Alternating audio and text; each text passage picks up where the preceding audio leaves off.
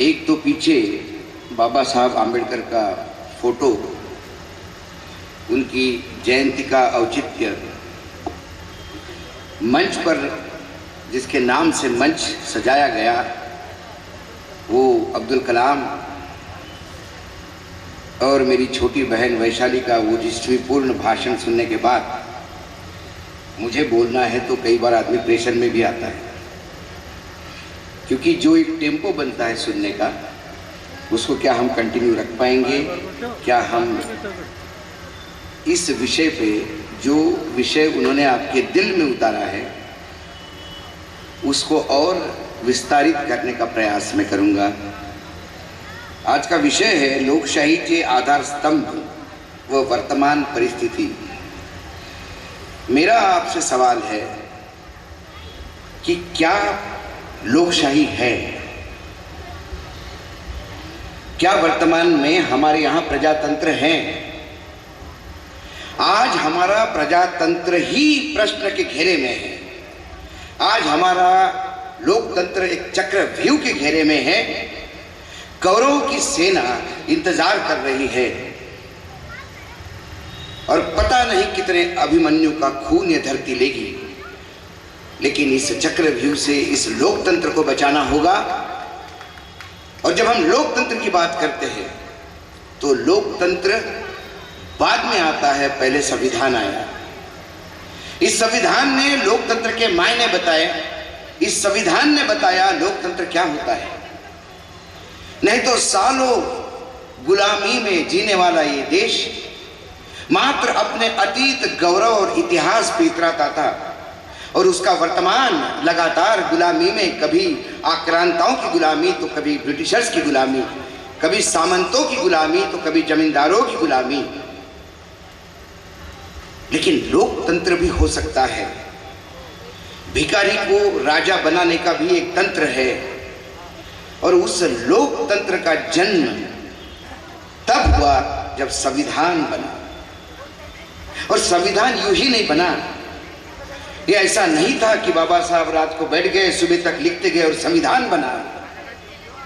वो इतने बड़े विदुषी ने सालों मेहनत की, पूरे विश्व के बेहतरीन संविधानों का अभ्यास किया।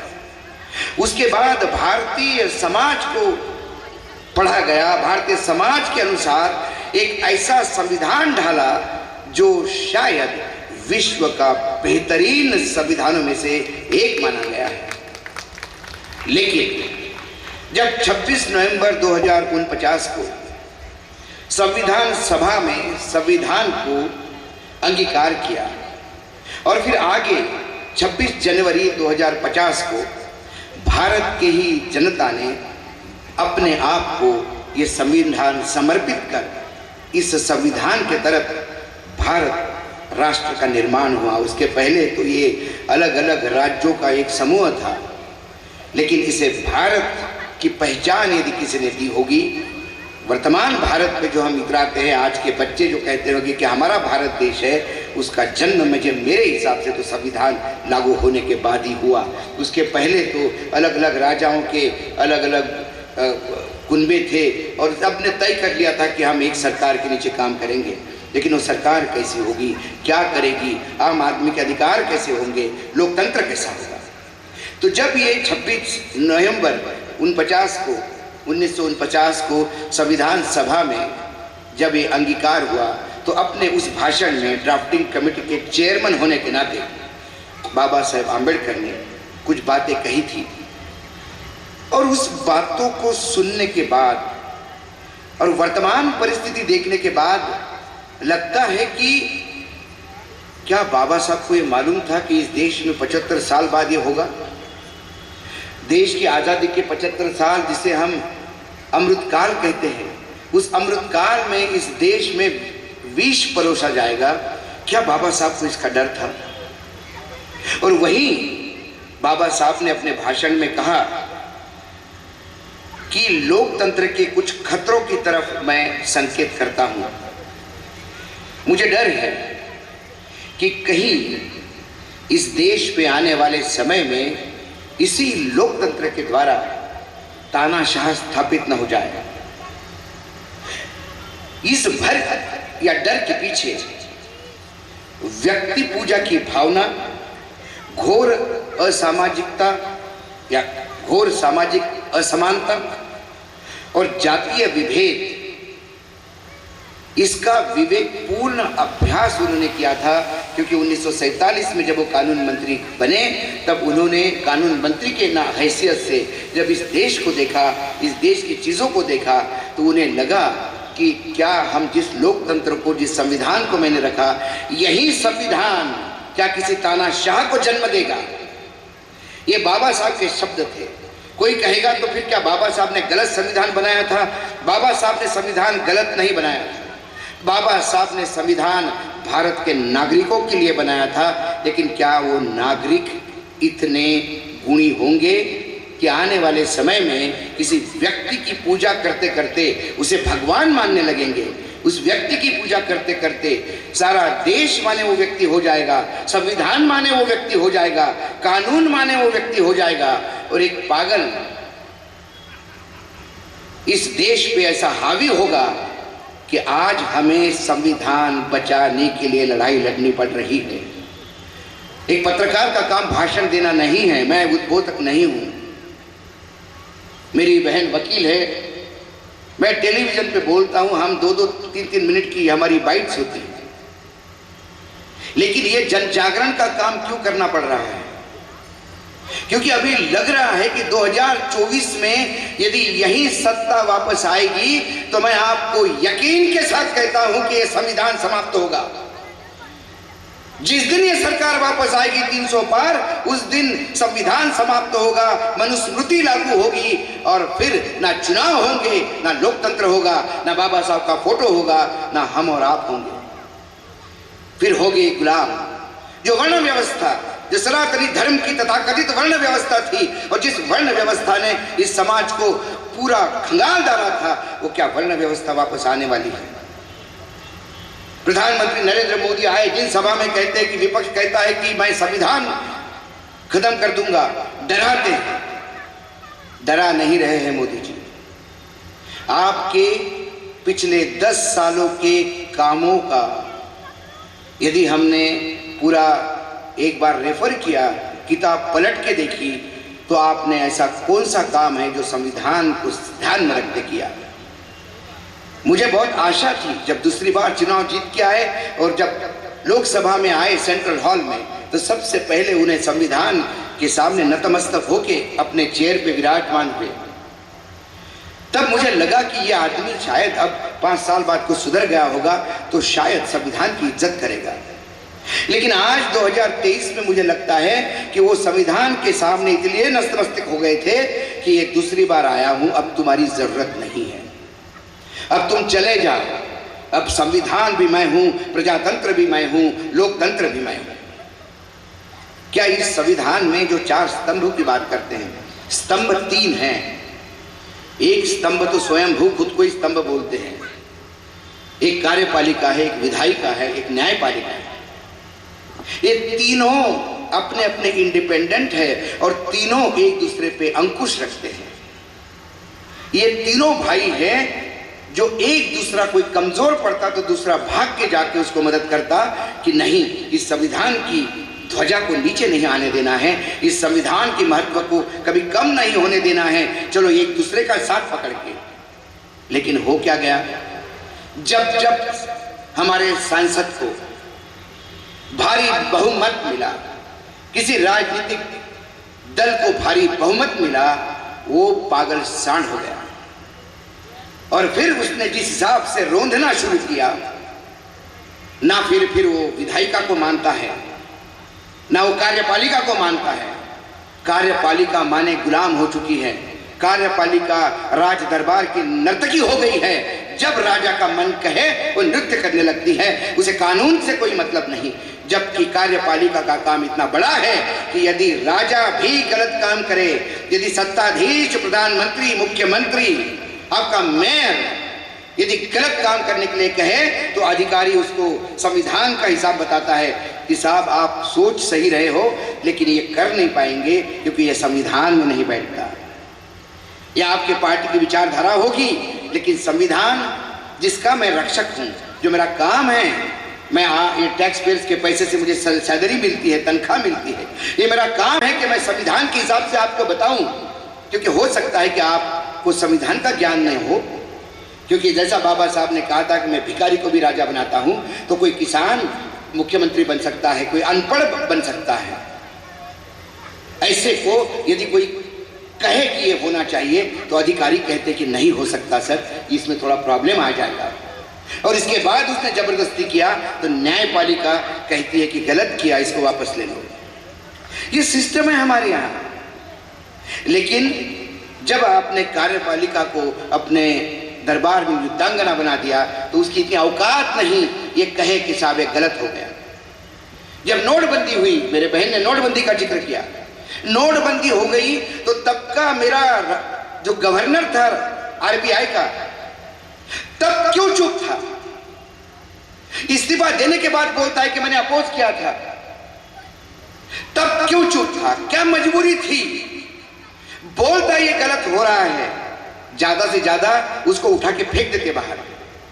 उसने भी अपना कार्यकाल पूरा किया और फिर एक्सटेंशन नहीं मिला तो कहता है कि नोटबंदी गलत थी। क्यों मेरे सेना का बड़ा अधिकारी रिटायर्ड होने के बाद कहता है कि अग्निवीर गलत था? तो महामहिम जब आप उस चेयर पे बैठे थे तो अग्निवीर आपने होने कैसा दिया? एक पागल यहां बैठ के यदि आपको आदेश दे रहा है, आप तो पागल नहीं हो आदेश लेने के लिए। ये अधिकार तो आपको चाहिए था, आप उठ के खड़े होते और कहते। इस देश में मैंने ऐसे अधिकारी देखे हैं जिनकी 2 साल में 4 बार ट्रांसफर होती है, लूप लाइन पे पड़े रहते हैं। मुझे तो पहले ही समझ में नहीं आता लूप लाइन क्या होता है। बोले कमजोर डिपार्टमेंट में दिया। अरे कमजोर डिपार्टमेंट होता है? कमजोर डिपार्टमेंट क्या? माल खाने वाला डिपार्टमेंट। माल खाने वाला डिपार्टमेंट चाहिए, इसलिए पैर चूटते चाटते हैं अधिकारी। और फिर उसके बाद न्यायपालिका आती है। क्या मेरी बहन को न्यायपालिका से आशा होगी? लेकिन चंद जुमले देने से और चंद टिप्पणियां करने से और साल में 2 निर्णय सलाह सरकार के खिलाफ देने से क्या न्यायपालिका अपना दायित्व पूरा कर रहा है?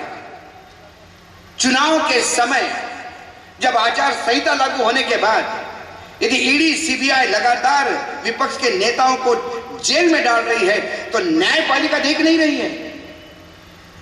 दिल्ली हाईकोर्ट कहता है कि हमको चुनाव से मतलब नहीं।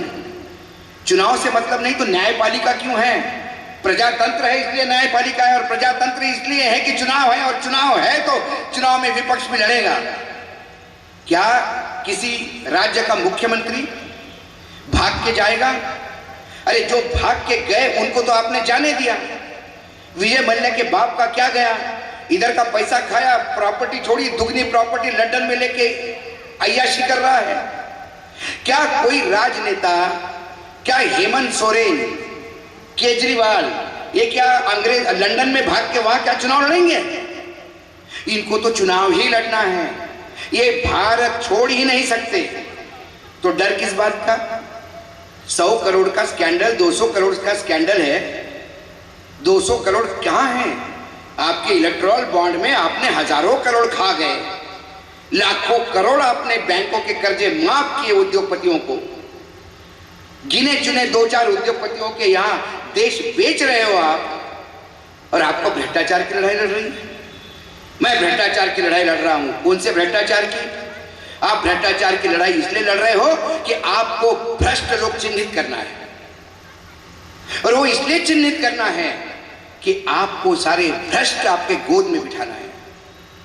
अजीत पवार 70,000 करोड़ मेरे गोद में आ जाओ, नारायण राणे मेरे गोद में आ जाओ, छगन भुजबल मेरे गोद में आ जाओ, हेमंत विश्व शर्मा मेरे गोद में आ जाओ। तो ये भ्रष्टाचार की लड़ाई इसलिए लड़ रहे हैं कि भ्रष्टाचारी ढूंढे जाएं, और उसमें से लोग उठा उठा के अपने गोद में लिए।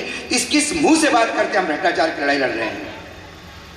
किसी ने मुझे पूछा दिल्ली में पत्रकारों ने कि बोले अजीत पवार को जब सहकारिता का कोई फंक्शन था पूना में, आदरणीय अमित शाह जी उनको बुके दे रहे थे और बोल रहे थे दादा आपने देरी की आने में। तो बोले इसके मायने क्या है? दादा आपने देरी की, सरकार तो इनकी बन गई थी, सरकार तो गिरने वाली नहीं थी, तो देरी की। मैंने बोला यार मैंने भी सोचा इसमें, लेकिन अब मैं एक ही नतीजे पे उतरा हूं। गुजरात में एक मधेपुरा बैंक था, उस बैंक ने 1600 करोड़ रुपए का घोटाला किया। उस बैंक के डायरेक्टर आदरणीय अमित शाह थे। उनको ये इंफीरियर कॉम्प्लेक्स, उनको शर्म आ रही थी कि देखिए मैं गुजराती आदमी इतना बड़ा ताकतवर और सिर्फ 1600 करोड़, ये अजीत पवार 70,000 करोड़। तो ये ट्यूशन लेने के लिए इन्होंने बुलाया कि अजीत जी आप पहले आते तो हम भी 1600 की जगह 1 लाख करते। ये कंपटीशन है इनके पास जवाब देने के लिए बात नहीं होती। तो ये अभी प्रधानमंत्री इसी महाराष्ट्र की भूमि पे, विदर्भ के भूमि पे अभी भाषण दे के गए कि संविधान को मैंने देश पे लागू किया। कांग्रेस ने संविधान 70% लोगों को लागू किया। बाबा साहब जहां भी होंगे मुझे आशीर्वाद देते रहेंगे। अरे तू बाबा साहब का नाम मत ले, बाबा साहब का अपमान तो तू रोज कर ही रहा है। जितने बार बाबा साहब आंबेडकर का नाम ये लोग लेंगे उतने ज्यादा बाबा साहब अपमानित होंगे, मैं आपको गारंटी के साथ कहता हूं। उसका कारण है क्या किया 370 में, मेरी बहन वकील है वो बता सकती है। संविधान में धारा 370 जब सुप्रीम कोर्ट ने 2018 में ये निर्णय दिया संविधान पीठ ने कि धारा 370 अस्थाई नहीं है, स्थायी है। धारा 370 आप रद्द नहीं कर सकते। ये सारे देश में गलत बोल रहे हैं, झूठ बोल रहे हैं। 370 हटाई, 370 हटाई। 370 वही है संविधान में जहां थी। 370 धारा का प्रोविजन अंग्रेजों के समय से था। जब राजा हरि सिंह ने अंग्रेजों के साथ पैक्ट किया तब एक प्रोविजन था कि हमारे जम्मू कश्मीर में बाहर के लोग नौकरी नहीं कर पाएंगे, बाहर के लोग जमीन नहीं खरीद पाएंगे, क्योंकि उन्हें डर था कि ये पंजाबी और हिमाचल के लोग जो आएंगे, पंजाब के और उधर से लोग, वो मेरे यहाँ करेंगे तो मेरे लोग कहाँ जाएंगे। इसलिए जब देश आज़ाद हो गया तो ये टेम्पररी जोड़ा गया। आप संविधान का पुराने भाषण देखिए, कोई मैं झूठ नहीं बोल रहा हूँ आपके सामने। जब संविधान देश ने स्वीकृत किया तब धारा 370 के नीचे ब्लैंक था, कुछ लिखा नहीं था, क्योंकि बाद में ये तय हुआ था कि धीरे धीरे 370 के अंडर क्या होगा ये देखेंगे। 370 लागू हुआ। 370 लागू होने से प्रधानमंत्री नरेंद्र मोदी के तथाकथित 370 हटाने तक 37 बार 370 अमेंड हुआ है।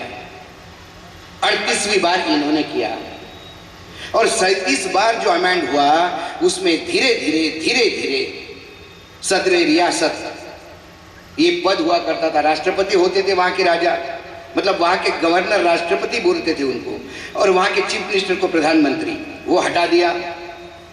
उनकी अलग चुनाव आयोग था, वो हटा दिया। चंद्रशेखर जी के टाइम पे तो वहां पे सीएजी भी पहुंचा दिया।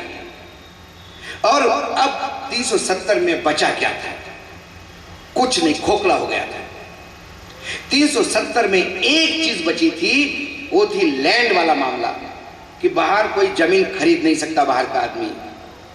और एक प्रोविजन था जो ये सरकार, ये मूर्ख सरकार, क्योंकि ये अकल से काम नहीं करते और किसी को सुनते भी नहीं किसी की, उन्होंने जो बी क्लॉज एबॉलिश किया उसमें सरकार ने अपने पैरों पे पत्थर मार दिया।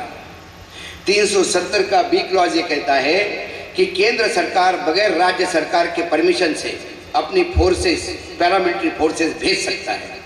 नहीं तो केंद्र सरकार किसी भी राज्य में बगैर राज्य के परमिशन के फोर्सेस भेज नहीं सकता।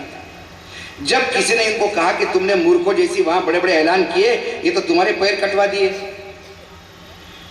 तब इन्होंने जाके वहां पर यूनियन टेरिटरी बनवाई, केंद्र शासित प्रदेश, ताकि अपने उस अधिकार को बचा दे। और ये जो धारा जो बी है, सेक्शन बी, ये भी इनकी औकात नहीं थी हटा दे, क्योंकि सेक्शन बी हटाने के पहले भी विधानसभा की परमिशन लेने की जरूरत है जम्मू कश्मीर के। तो इन्होंने धारा 370 की जगह एक और धारा है वहां पर आर्टिकल 367 में अधिकार होता है केंद्र सरकार को कि वो कॉन्स्टिट्यूशन अमेंड करे। उस अधिकार में इन्होंने एक क्लॉज डी जोड़ा और वो डी क्लॉज ये कहता है कि यदि विधानसभा भंग है तो राज्यपाल को विधानसभा के अधिकार माने जाए। पहले इन्होंने 367 में डी जोड़ा, विधानसभा भंग की, राज्यपाल को अधिकार दिए, राज्यपाल से तुरंत रात को लेटर मंगवाया कि मेरी अनुमति है, और फिर सेक्शन धारा 370 का एक सेक्शन बी हटाया, और एक बी सेक्शन हटाने पे इतना इकरा रहे हैं मानो इन्होंने बहुत बड़ा तीर मार लिया। और इनके अंधभक्त को भी लगता है कि जम्मू कश्मीर, तो पहले जम्मू कश्मीर की हालत थी, जम्मू कश्मीर में जाने के पहले वीजा लगता था, पास बनता था, लेकिन वो भी खत्म हो गया था। धीरे धीरे विभिन्न सरकारों ने 37 अमेंडमेंट ला के, लेकिन किसी सरकार ने इसका क्रेडिट नहीं लिया, क्योंकि वो जम्मू कश्मीर के आवाम को एक मैसेज देना चाहते थे, आप हमारे साथ हैं, हम आपके साथ हैं, आप हमारा हिस्सा है, तो कुछ काम हम आपके लिए कर रहे हैं, आप इसका बुरा मत मानिए। और इन्होंने 370 को इलेक्शन अभी भी चिल्लाते फिरते हैं, 370 हम ही कर पाए। अरे तुमने क्या किया? एक डेड बॉडी थी, डेड बॉडी को उठा के जला दिया, बोलते हमने हत्या, हमने उसका वध किया। अरे वध तो कोई और कर चुके थे इसका, एक डेड बॉडी जलाने के बाद भी वध करने का क्रेडिट लेते हैं, इतने नालायक लोग हैं। और उसके बाद संविधान की धज्जियां तो ये उड़ाते हैं। क्या संविधान में न्यायपालिका की आजादी नहीं रखी थी? संविधान का बेसिक स्ट्रक्चर है कि न्यायपालिका ये आजाद होनी चाहिए। इन्होंने एक बिल लाके सारे न्यायमूर्तियों का अपॉइंटमेंट किया, क्या हुआ उसका? सुप्रीम कोर्ट ने ढांचे के नाम पे खत्म कर दिया। अब हमारे उपराष्ट्रपति बार बार वो जो 13 संविधान पीठ का बेंच का डिसीजन था कि आप कितना भी अमेंडमेंट करिए, बेसिक स्ट्रक्चर को नहीं हिला सकते। अब हमारे एक मुख्य न्यायाधीश, चीफ जस्टिस थे सुप्रीम कोर्ट के, एक महिला के व्यभिचार के उनके ऊपर आरोप थे, खुद ही अपनी इंक्वायरी कमेटी के चेयरमैन बने, अपनी इंक्वायरी खुद की और खुद ही को बोल दिया कि मैंने नहीं किया, और सबने तालियां बजाई कि बरी हो गए, बरी हो गए। फिर राम मंदिर का मसला आया, फिर सरकार के सामने बंदर बन के नाचते रहे, और राज्यसभा जैसे छोटे से बात पे बिक गए लोग। तो न्यायपालिका से मुझे ज्यादा, कई बार मैं बोलता हूं कि न्यायपालिका भी नेतागिरी में उतर आई है। सुनवाई के दौरान बहुत बड़ी बड़ी बातें होती है, अपने को लगता है कि आज फिर लताड़ा, हम रोज स्टोरी करते हैं, सर्वोच्च न्यायालय ने फिर लताड़ा। जब डिसीजन आता है, अरे क्या हो गया, सरकार के फेवर में दे दिया, तो इतना देर बोला वो मूर्ख बनाया, सिर्फ हेडलाइन ली। वहां पे भी मिलावट हो चुकी है। विधायिका में तो कोई किसी को बोलने का अधिकार नहीं। अभी आप लीडर ऑफ अपोजिशन की बात करती थी, आप बड़े आदर्शवाद के साथ सोच रही हो। अरे यहाँ पे सिवाय अमित शाह के कोई मंत्री बोलने की औकात नहीं रखता, कोई मंत्री बोल नहीं सकता कि मेरे डिपार्टमेंट में क्या है। प्रधानमंत्री आने के बाद स्टूडेंट जैसे खड़े होते हैं, वो कोई भी तुगलकी फरमान छोड़ते हैं और उस तुगलकी फरमान को ये सर हिला के नंदी बैल जैसे यस सर करते हैं। इन लोगों से अपेक्षा है, जहां कैबिनेट की खुद की औकात नहीं रही होगी, वह लीडर ऑफ अपोजिशन की क्या औकात होगी। विपक्ष में जो लोग थे वो सत्ता भोग चुके हैं। अरे जब सत्ता भोगी तो थोड़ा लिहाज करते खाते समय, इनके पेट का अंदाज ही नहीं है। सालों मंत्री रहे, खाते जाएंगे। अरे भी 1 करोड़ 2 करोड़ 1 लाख करोड़ 5 लाख करोड़, क्या करेगा भाई पैसे का, क्या करेगा पैसे का। और जब ईडी पहुंचती है तो फिर पूछ लाते हुए बोलते कि वो हमको उधर जाना पड़ेगा, और रातों रात उनको समझ में आता है कि नरेंद्र मोदी विकास का द्योतक है, देश को विश्वगुरु बना रहे हैं, तीसरे नंबर पे अर्थव्यवस्था है।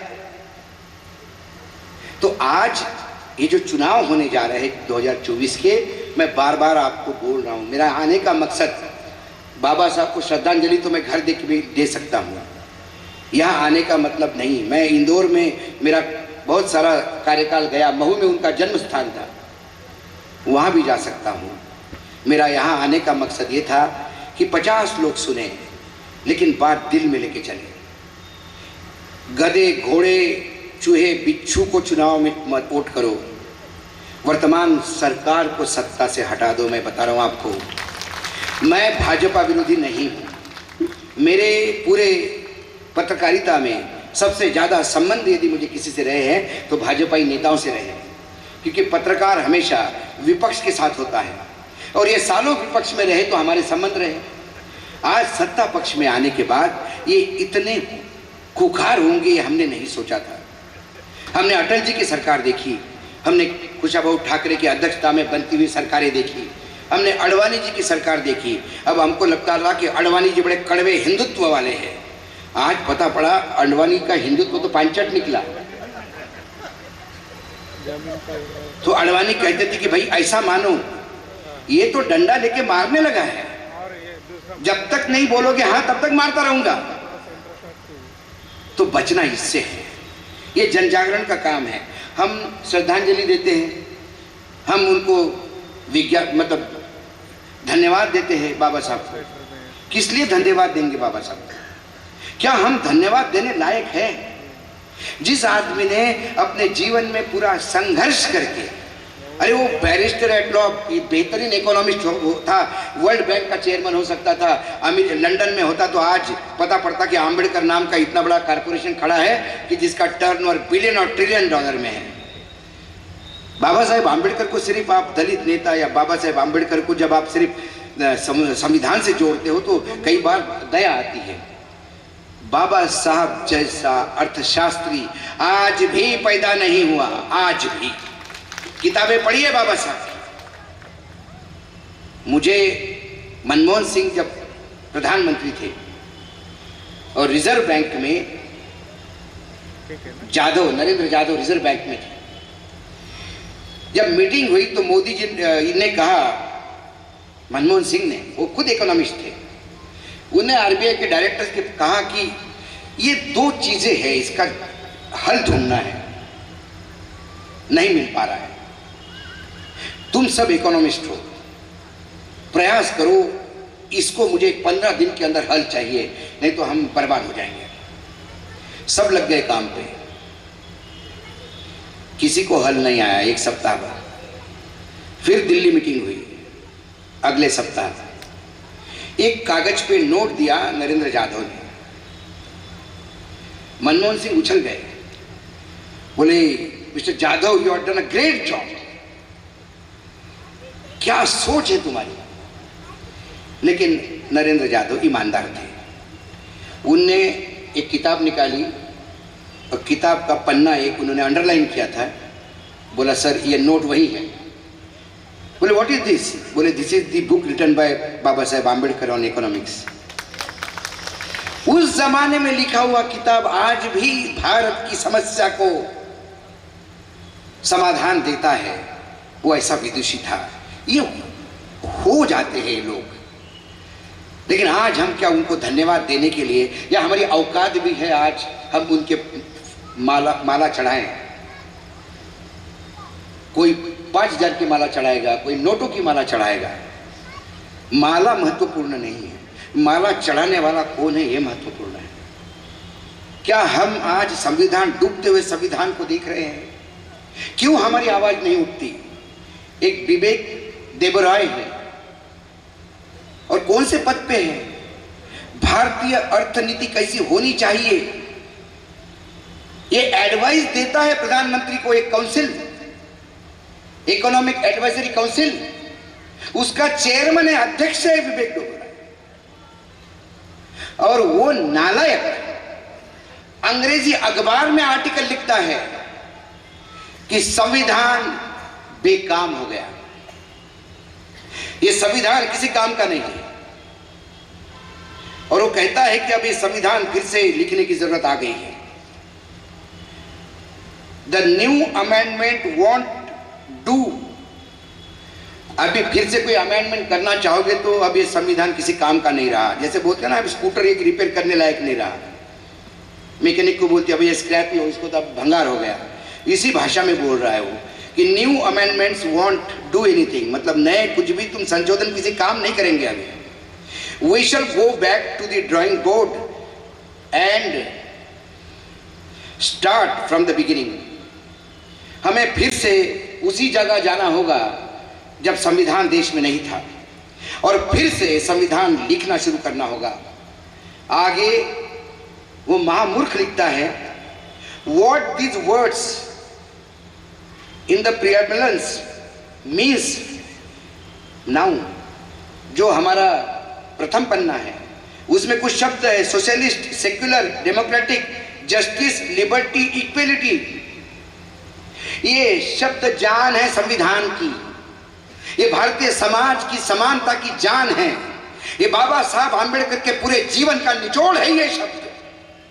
और वो कहते हैं कि ये शब्द किसी काम के नहीं है, इसको फेंक दो उठा के, और हमें एक नया संविधान, we the people have to give ourselves new constitution. ये लेख छपने के बाद जब सवाल जवाब होने लगे तो सरकार ने एक लाइन का एक्सप्लेनेशन दिया। ये उनके निजी विचार है, हमारा कोई लेना देना नहीं। जो आदमी संविधान में विश्वास नहीं रखता हो वो इतने बड़े ओहदे पे इस देश पे कैसे बैठे हैं? मोदी जी जवाब दे। नहीं तो मोदी जी जिस संविधान की शपथ लेके प्रधानमंत्री बनते हैं वो शपथ ही खोखली है, झूठी शपथ लेते हैं आप। क्योंकि संविधान में विश्वास नहीं होने वाले लोगों को यदि आप साथ रखते हो तो ये आपकी बहुत पुरानी संघ की स्ट्रेटेजी है। पहले दो लोगों को छू करके देखते इसका रिएक्शन कैसा आता है। ज्यादा बुरा आया तो बोलते ऐसे ही है, हमारा कोई लेना देना नहीं इससे, और ठीक हो गया तो पूरे सब लोग उसके साथ खड़े हो जाते हैं। आज लगातार बीजेपी के नेता कह रहे हैं कि हमको 407 इसलिए चाहिए, 400 पार इसलिए जाना है कि हमें संविधान बदलना है। क्या हम लोग ये सुन नहीं रहे हैं? नया संविधान क्या आएगा? मुझे लोग कहते कि संविधान का ड्राफ्ट बन गया है अशोक जी। मोदी जी बाद में आए दिल्ली में, उनके पहले से हम दिल्ली में हैं, हमारे संबंध अधिकारियों से भी है। बोलते हैं संविधान का ड्राफ्ट तैयार है अशोक जी। संविधान आएगा तो फिर मनुस्मृति आएगी, फिर हेमंत विश्व शर्मा का वो ट्वीट याद कीजिए। एक गीता का श्लोक, रोज ट्वीट करने की आदत है उस आदमी को। एक दिन उसने ट्वीट किया गीता का श्लोक और नीचे अर्थ लिखा कि इस श्लोक का अर्थ यह है कि सभी सवर्णों की सेवा करना यह दलितों का कर्तव्य है। 3 दिन तक ट्वीट पड़ा रहा। मेरे ऑफिस में हमने कहा कि इसको वॉच करो 3 दिन तक, ये विड्रॉ करता है क्या। 3 दिन बाद चौथे दिन जब हमने हंगामा शुरू किया, उसके बाद वो कहता है कि वो गलत ट्रांसलेशन हो गया था, आई विड्रॉ माई ट्वीट। वो ट्वीट देख के वो देख रहे थे कि इससे कितना फर्क पड़ता है। आज हम देख रहे हैं, चलो बुद्ध की ओर। बाबा साहब कह रहे हैं 8 अप्रैल, आज 12 अप्रैल है, 4 दिन पहले गुजरात गवर्नमेंट का एक सर्कुलर है। गुजरात में Gujarat freedom of religion act 2003 एक कानून है। उस कानून के तहत किसी मुसलमान या क्रिश्चियन को कन्वर्ट करना है तो डीएम की, कलेक्टर की परमिशन की जरूरत है। ये उन्होंने इसलिए कहा था कि जबरदस्ती क्रिश्चियन बनाए जाते, जबरदस्ती मुस्लिम बनाए जाते। वो 8 तारीख का सर्कुलर कहता है कि मुसलमान और क्रिश्चियन के साथ साथ बुद्ध धर्म में भी जाने वाले को कलेक्टर का परमिशन लेना पड़ेगा। ये पत्र है 8 तारीख का, झूठ नहीं बोल रहा हूं। क्या आज बाबा साहब ने जो किया वो गलत किया? जो दीक्षा भूमि में दीक्षा ली, गलत की? क्यों दीक्षा ली? क्यों बाबा साहब को यह बोलना पड़ा कि मेरा जन्म किस कास्ट में होगा, किस धर्म में होगा, मेरे हाथ में नहीं है, लेकिन मरूंगा किस धर्म में, ये तो मेरे हाथ में है? क्या बाबा साहब को यह पता नहीं था हिंदू धर्म में कुरीतियां क्या है? क्या बाबा साहब इतने साल तक इंतजार क्यों करते रहे? क्योंकि बाबा साहब को लगा संविधान आया, सरकार के पास ताकत आ गई, समाज में हम सुधार करेंगे और ये सनातनी धर्म वर्ण व्यवस्था समाप्त होगी। लेकिन जीवन के अंत में उनको समझ में आ गया कि फूटे घड़े में पानी डाल रहे थे। ये तमाम नेता चुनावी राजनीति में ये धर्म और जाति बनाए रखेंगे क्योंकि ये इनके एटीएम है चुनाव के। और अंत में फिर उन्होंने दीक्षा ली। आज बाबा साहेब जिंदा होते तो उन्हें भी कलेक्टर की परमिशन लेनी पड़ती। आज गुजरात की सरकार के मायने ये है, दलित दलित रहेगा, हम तुमको दलित होने की वजह से जीने नहीं देंगे और हमारा कानून तुम्हें बुद्ध होने नहीं देगा। करो करना सो जो कर लो। ये हो रहा है। आज आप दलितों की बात करते हैं, गॉगल पहनने से गुजरात में दलित पीटा जाता है। एक दलित लड़की ने पानी पिया नदी का तो सवर्णों ने उसको मारा क्योंकि तूने नदी झूठी की, तेरी औकात कैसी कि तू दलित होते हुए। दलित लड़की का बलात्कार हो जाता है और बेटी को न्याय नहीं मिलता, इसलिए बाप आत्महत्या करता है ताकि आत्महत्या की खबर से कुछ तो हलचल होगी। ये वस्तुस्थिति है। योगी आदित्यनाथ हमें यहाँ आके ज्ञान देते हैं कि कानून व्यवस्था कैसी होनी चाहिए। तुम कानून व्यवस्था की बात करोगे, स्वयं के ऊपर कितने केसेस थे। पहला मुख्यमंत्री देखा मैंने, मुख्यमंत्री बनते से अपने खिलाफ केसेस सारे खाली कर दिए। क्यों डर भाई? लड़ता केसेस, कोर्ट में जाता तो यदि बिल्कुल बेकसूर है तो कोर्ट न्यायपालिका पर विश्वास रखना चाहिए था। क्यों सरकार को कह के अपने केसेस रद्द करवाए? और केसेस कैसे थे? कुछ केसेस तो बहुत ही सीरियस थे, दंगे करवाने के। ये हमें बताएंगे कि मैं कैसा बुलडोजर चलाता हूं। मुलायम ने 3 दिन जेल में डाल दिया था, पार्लियामेंट में रो रो के पार्लियामेंट का फ्लोर गिला कर दिया था इस आदमी ने। और ये भाषण में कहता है कि मैं माफिया की पैंटगिरी करता हूं। और तेरा क्या क्या गिला होगा कौन बताएगा? इसलिए मैंने कहता हूं कि ये मुझे पढ़ा लिखा दुश्मन अच्छा लगता है। पढ़ा लिखा है, अनपढ़ गवार दोस्त बहुत तकलीफ वाला होता है। ये बंदर के हाथ में वस्तुरा है, वो किसको कब मारेगा पता नहीं। और अब 2024 का समय आया है। मैं किसी राजनीतिक, जैसा मेरी बहन ने कहा कि वो राजनीति के विषय में नहीं है, मैं ये नहीं कह रहा हूं कि इसको वोट दो उसको वोट दो, बस इनको वोट मत दो। क्योंकि इनको वोट दिया तो आपने आने वाला भविष्य लिख दिया। मैं कई बार कहता हूं कि श्राद्ध के दिन माँ बाप के फोटो के सामने लोग पूजा करते हैं। समय आएगा श्राद्ध के दिन अपने बच्चे जूते निकाल निकाल के फोटो को मारेंगे कि हमने सुना था यहाँ लोकतंत्र हुआ करता था, बड़े मुश्किलों ने लोगों ने शहादत दे के लोकतंत्र लिया है और तुम कमीनों ने 2 गुजरातियों के हाथ में देश बेच दिया। कहने के लिए बहुत कुछ है, बहुत चीजें हैं। एक एक विषय पे बोले तो मतलब झूठ 2014 से इन्होंने मुंह खोला तो झूठ बोलने के लिए। ये झूठ बोलने का, लफबाजी का अमृत काल है, ठोकणाऱ्या मारण्याचा अमृत काळ आहे हा। त्यामुळे सावध रहा। किती जरी चांगला असला, तुमचा सक्का भाऊ जरी तिथे लढत असला तरी या कमळाबाई पासून दूर रहा। ये कमल जो है ना, ये छलावा है, दिखता खूबसूरत है, जब तोड़ने जाओगे तो कीचड़ के दलदल में फंस जाओगे। हमें कीचड़ में जाना नहीं है और देश को कीचड़ होने से बचाना है। इसलिए बाबा साहब की जयंती है, आज से प्रोग्राम चालू हो गया। मैं 13-14 लगातार प्रोग्राम है। मैं यही कह रहा हूँ कि अपने आप को इस काबिल बनाओ कि 2024 में जब जयंती आएंगी तो हम चौड़ा सीना होकर बाबा साहब की प्रतिमा को हार पहनाएंगे। 2025 में ऐसा न हो कि 2025 में हम जयंती मनाने लायक भी नहीं बचे। हमें सिवाय हनुमान जयंती और राम जयंती के कुछ मनाने की परमिशन भी न हो। तो ये बहुत बड़ा संक्रमण काल है। इसे मात्र 30 सेकंड का बटन दबा के, कोई मेरा रिलेटिव है, मेरे जाति का है, मेरे धर्म का है, वो प्रकाश आंबेडकर ने ऐसा कहा इसलिए करो, उसने फला ने कहा इसलिए, किसी कहने में मत आओ भाई। नोटा का बटन दबा के निकल आओ, नोटा का बटन दबा के निकल आओ, लेकिन इन्हें वोट मत दो। और ये स्थिति पूरे देश में है। मैं बता रहा हूँ, पूरे देश में मैं घूम रहा हूँ, लोग नाराज है। मैं अभी बेरोजगारी महंगाई पे तो बोल ही नहीं रहा हूँ, वो तो नियति हो गई। किसान की आत्महत्या करना नियति हो गई, गरीब का भूखा सोना नियति हो गई। यदि 81 करोड़ गरीब को 5 किलो अनाज दे के ये भूख का सोने से रोकता है, तो मेरा सवाल ये है कि 81 करोड़ को तुमने इस लेवल में लाया क्यों कि 5 किलो अनाज के भीख पे वो जिंदा रहे? तुमने देश के किसानों को लाए क्यों इस स्थिति में कि 500 रुपए महीने की भीख लेने के लिए उसको बैंक में जाना पड़े? इस देश को भिखारी किसने बनाया? मेरे मतदाताओं को भिखारी किसने बनाया? अरे ये मुगलों के टाइम पे भी भीख नहीं मांगता था, अंग्रेजों के टाइम पे जी आप झोला उठा के चले जाइए, जाने के पहले हमारे हाथ में कटोरा मत दीजिए। बस यही हाथ जोड़ के विनंती, फिर से मैं विनंती करता हूं, मतदान के लिए जाइएगा, क्योंकि मतदान न करना ये भी एक गलत बात है।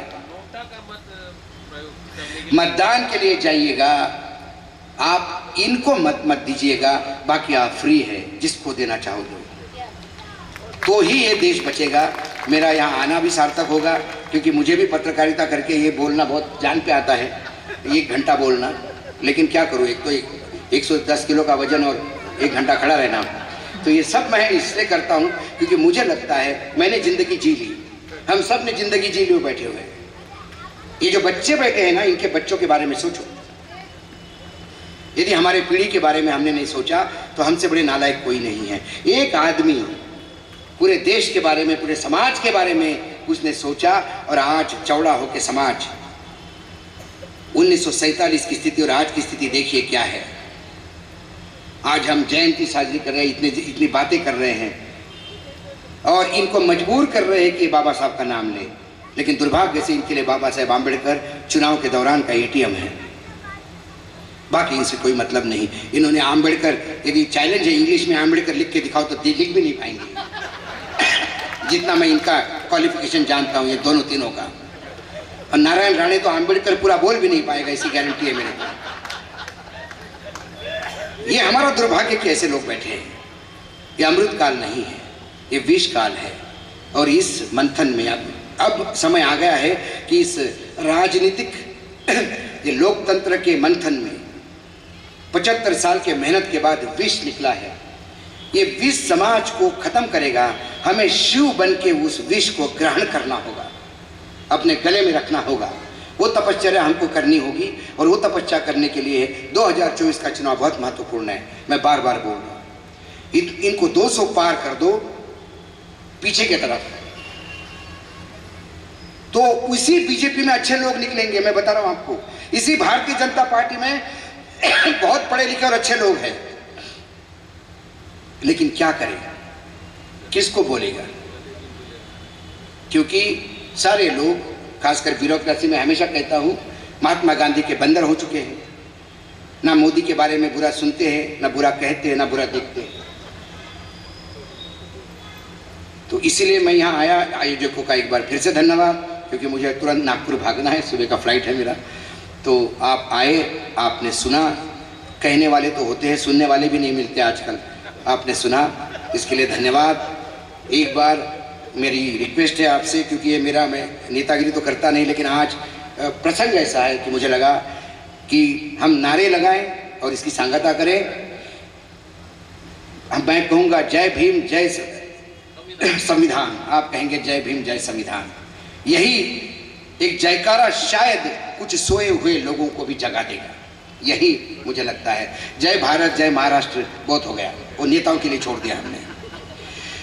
जय भीम, जय संविधान, जय भीम, जय संविधान, जय भीम, जय संविधान। धन्यवाद। टाइगर जिंदाबाद।